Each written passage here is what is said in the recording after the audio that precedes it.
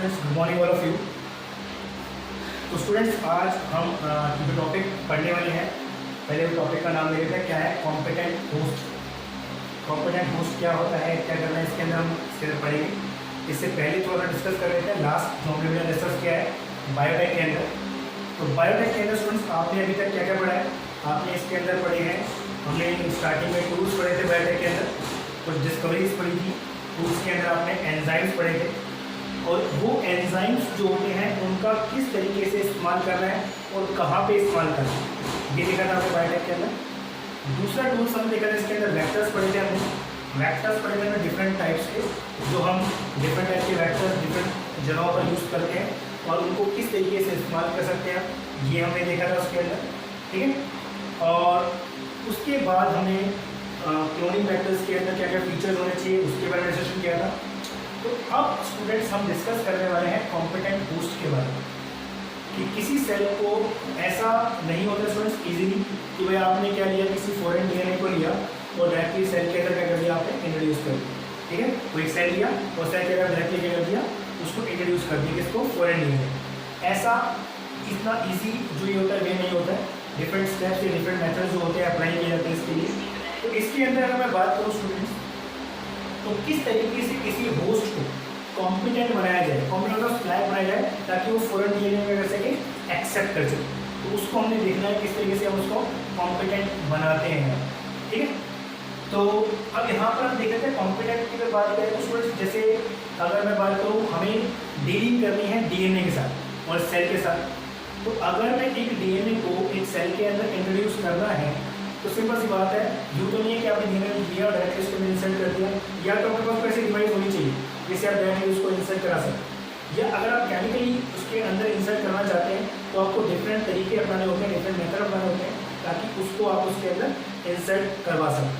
तो इसके लिए प्रॉब्लम क्या है, प्रॉब्लम ये है कि डीएनए जो है, डीएनए जो है वो क्या है, it is a hydrophilic molecule है। डीएनए तो क्या है, हाइड्रोफिलिक मॉलिक्यूल है, नेगेटिव चार्ज है।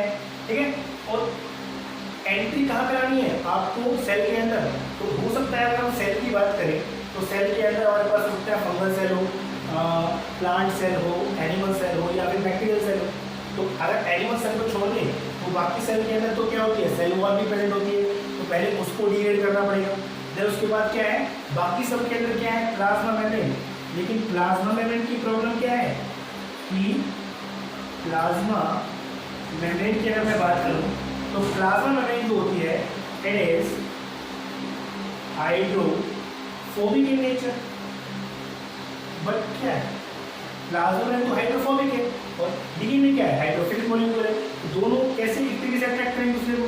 ठीक है, तो प्रॉब्लम आती है, तो ये इस वजह से प्लाज्मा मेम्ब्रेन के हाइड्रोफोबिक होने से और डीएनए के हाइड्रोफिलिक होने से जो प्रॉब्लम क्रिएट होती है वो क्या होती है कि डायरेक्टली अब इसमें से क्या होता है, सेल के अंदर पास हो नहीं सकता क्या, डीएनए मॉलिक्यूल।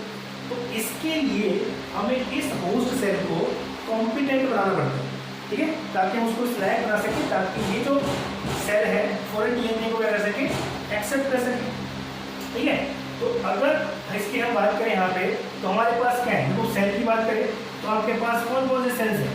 तो सेल की बात कर लेते हैं, जैसे हमारे पास क्या है, बैक्टीरियल सेल हो गया।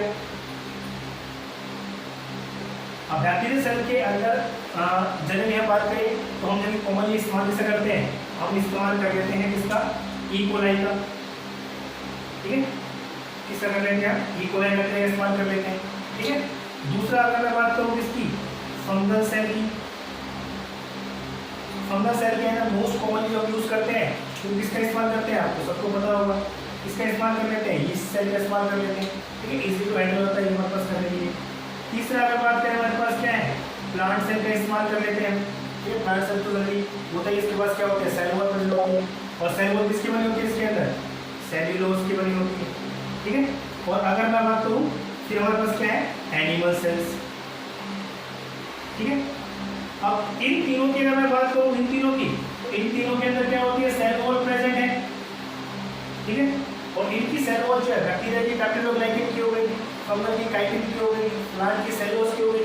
तो इसकी सेल को अगर हमें होस्ट की फॉर्म में इस्तेमाल करना है तो उसकी सबसे पहले करना पड़ेगा उसकी सेल वॉल को डिसॉल्व करना पड़ेगा, ठीक है। तो आपको याद होगा, अगर आप ये इस सेल के साथ, किसी पर्टिकुलर सेल के साथ आप डीलिंग कर रहे हैं, तो आपको वो टूल्स याद आते हैं जो हमने टूल्स के इस्तेमाल किया था फर्स्ट टॉपिक के अंदर, ठीक है।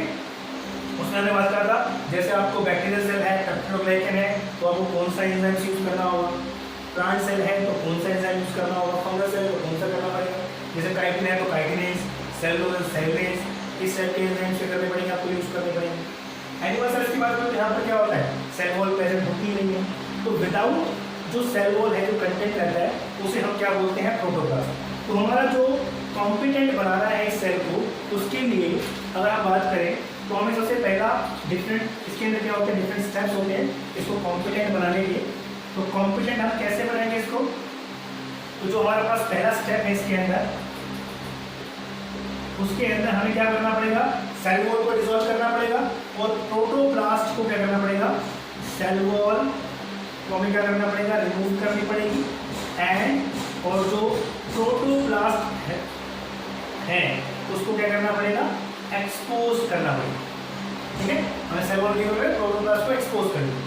अब इस प्रोटोप्लास्ट जो है हमारे पास, इस प्रोटोप्लास्ट के अंदर जब हम डीएनए के साथ इसकी कल्चरिंग करेंगे, ठीक है, तो हम क्या करेंगे, ऐड करेंगे क्या, डाइवेलेंट कैल्शियम है, ठीक है। डाइवेलेंट कैल्शियम आयंस जो है हम उसको यहाँ पे ऐड करेंगे, ठीक है। इसका क्या फायदा है, तो डाइवेलेंट कैल्शियम आयन है जिसको हम कल्चर करेंगे साथ में, तो ये हेल्प करता है, it increases the permeability of the cell. ये सेल की परमेबिलिटी जो होता है उसको क्या करता है, इंक्रीज करने का काम करता है। तो इसका क्या करता है, इसका यहाँ पर इस्तेमाल करेंगे। उसके बाद हम क्या करेंगे, उसके बाद जो नेक्स्ट स्टेप होता है उस बहुत इंपॉर्टेंट है, इसको स्टूडेंट ध्यान सुनना आपने। वो जो हमारे पास है इसे हम क्या बोलते हैं, हीट शॉक ट्रीटमेंट। बहुत इंपॉर्टेंट है, अलग से ही ये क्वेश्चन जो होता है बन जाता है इसके कि हीट शॉक मेथड जो होता है क्या होता है और किस लिए इस्तेमाल करते हैं इसको। तो हमने सबसे पहले क्या किया, उसका प्रोटोन एक्सपोज कर लिया, देन उसके अंदर जब हम कल्चर कर रहे हैं फॉरेन डीएनए की विद द होस्ट था, तो मैं कहता है डाइवेलेंट कैटायन जो होता है वो ऐड करके इससे हो जाता है, परमेबिलिटी जो होता है सेल की बढ़ा देता है ताकि वो फॉरेन डीएनए को एक्सेप्ट कर सके, और फिर उसको क्या करते हैं, हीट शॉक ट्रीटमेंट देते हैं। फिर क्या करते हैं, हम इस होस्ट और फॉरेन डीएनए के साथ क्या करते हैं, इसको आइस ब्लॉक पर रखते हैं कुछ टाइम के लिए, ठीक है। इसको हम आइस ब्लॉक पर रखते हैं, देन इसको ट्रांसफर करते हैं कहाँ पे, एट अ साइट जहाँ पर टेम्परेचर जो होता है 42 डिग्री सेंटीग्रेड, ठीक है। इसको हम क्या करते हैं, टेम्परेचर पे ले आते हैं, हीट करते हैं 42 डिग्री तक, देन उसको वापस से क्या होता है, क्या करते हैं, उसको वापस आइस ब्लॉक पर रखते हैं, फिर उसके बाद क्या करते हैं, देन फिर उसको 40 डिग्री सेल्सियस पे आते हैं। तो इस तरीके से हम ये चीज़ करते हैं, ice block then heat then ice block then heat. तो इससे क्या होता है कि ये जो एबिलिटी है इसकी उस सेल की होस्ट डीएनए की, वो क्या करता है, उसको बाइंड करने में करता है, हेल्प करती है विद फॉरेन डीएनए के साथ, ठीक है। तो ये जो होस्ट सेल का डीएनए है वो क्या करेगा, फॉरेन डीएनए को क्या करेगा, बाइंड कराने में करेगा, हेल्प करेगा, इस मेथड से, इस मेथड से, ठीक है। इसको क्या होता है, आइस ब्लॉक पे पास किया जाता है, देन उसके बाद ट्रांसफर किया जाता है इस पे 42 डिग्री सेल्सियस पे, देन उसको वापस आइस ब्लॉक पर जाता है, तो ये क्या करता है, उसकी एबिलिटी करता है ताकि वो फॉरेन डीएनए को कर सके, ठीक है।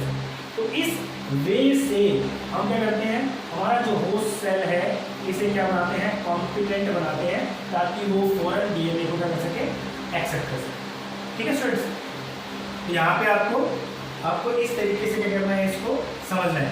क्वेश्चन आता है इसके को लेके, कॉम्पिटेंट को लेके कि भाई जो कॉम्पिटेंट होता है उसको आपने किस तरीके से करना है, समझना है इसको। तो इस तरीके से स्टूडेंट आप क्या करेंगे, जब ये अप्लाई करेंगे, इस चीज़ से अप्लाई करेंगे, तो इससे हमारा होस्ट सेल जो है वो भी कम क्या हो जाएगा, कॉम्पिटेंट हो जाएगा ताकि वो फॉरेन डीएनए क्या कर सके, एक्सेप्ट कर सके, ठीक है स्टूडेंट्स। तो स्टूडेंट्स आपने भी देखा कि किस तरीके से जो सेल होता है उसको कॉम्पिटेंट बनाया जाता है। तो ये क्वेश्चन स्टूडेंट्स कई बार क्या आता है, 2 नंबर में आता है, ये कई बार क्या होता है 3 नंबर के पूछे जाता है। अब अलग अलग तरीके हैं, मेथड है क्या करने के, वेक्टरलेस ट्रांसफर करने के। एक तो जो स्टूडेंट्स क्या होता है कि वेक्टर की हेल्प से क्या होता है, ट्रांसफर किया जाता है क्या, डीएनए इसके अंदर, होस्ट के अंदर। एक दूसरा होता है कि वेक्टरलेस कि वेक्टरलेस मोड होता है, इसके थ्रू क्या करते हैं, डीएनए में करते हैं ट्रांसफर करने हैं। तो इस दोनों वे के अंदर हमने सोचना है कि वेक्टर की हेल्प किस तरीके से ली जा सकती है और दूसरा में बिना वेक्टर के किस तरीके से इसको डील किया जाता है। तो पहले हम पढ़ेंगे वेक्टरलेस ट्रांसफर किस तरीके से होती है जीन की, और उसके बाद क्या करेंगे वेक्टर के बारे में पढ़ेंगे। तो स्टूडेंट्स इसको हम क्या करेंगे नेक्स्ट वीडियो में डिस्कस करेंगे। अभी के लिए इतना ही, ठीक है। Thank you so much.